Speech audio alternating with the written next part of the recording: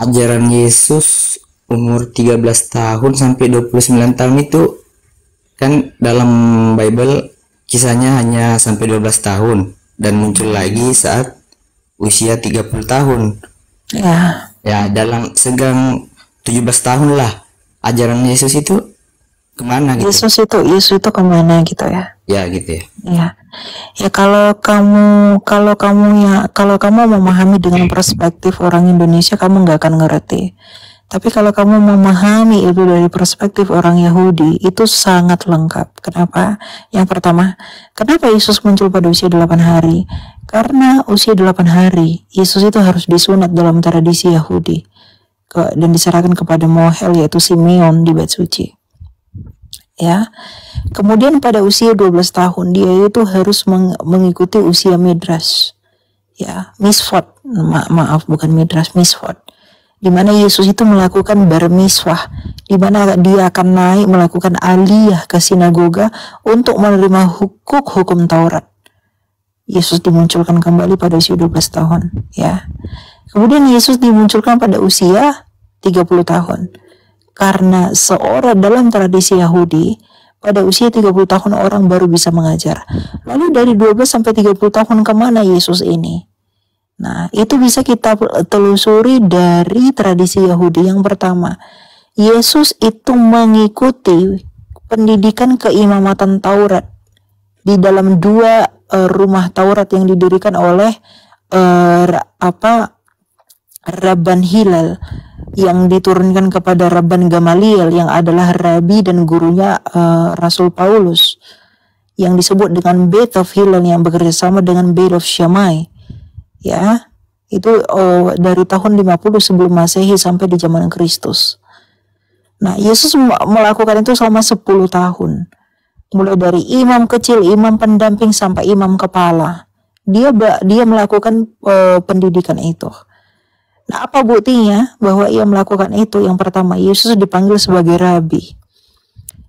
Tidak semua orang bisa dipanggil rabi kecuali mereka yang bisa atau yang pernah mengikuti keimaman, pendidikan keimaman. Itu hanya orang yang pernah itu selama 10 tahun.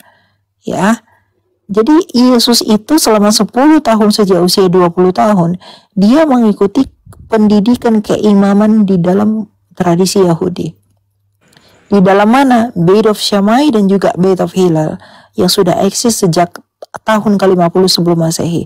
Kalau ada yang mengatakan bahwa Midrash itu baru ada setelah era para rabi, itu salah.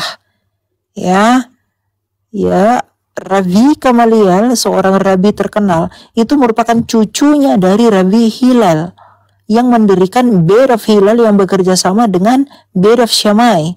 Itu di zaman Yesus. Ya, jadi Yesus melakukan itu. Makanya dia dipanggil rabi. Yang kedua apa? Yang kedua, Yesus mengajar di Bait Allah. Yohanes saja tidak mengajar di Bait Allah, hanya Yesus. Yang artinya memang dia the real one Ravi dalam pemahaman orang Yahudi. Dia adalah guru karena dia pernah diajari dalam hukum Taurat, dalam pendidikan keimaman itu. Jadi kalau kamu mengerti tradisi ini, kamu mengerti budaya ini, kamu gak akan kebingungan.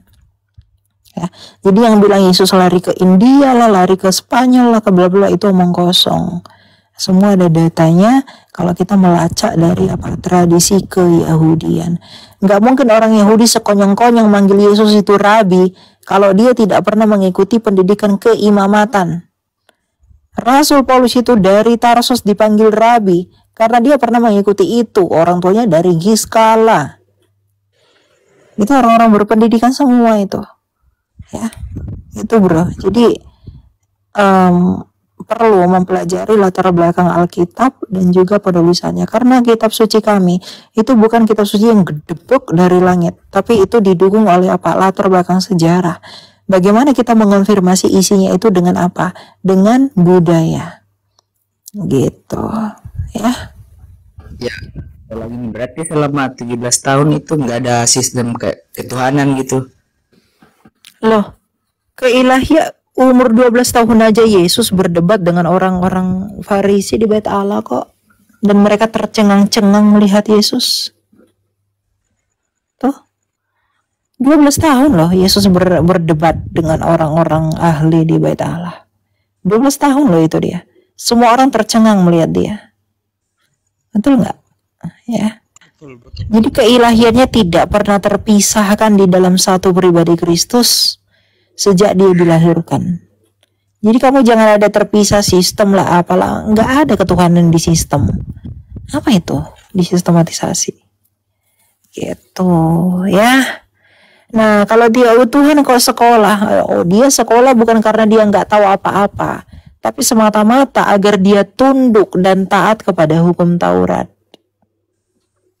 agar dia menjadi pribadi yang sempurna dan tidak bercacat dan tidak bercela, agar yang olehnya kita bisa dibenarkan di dalam dia.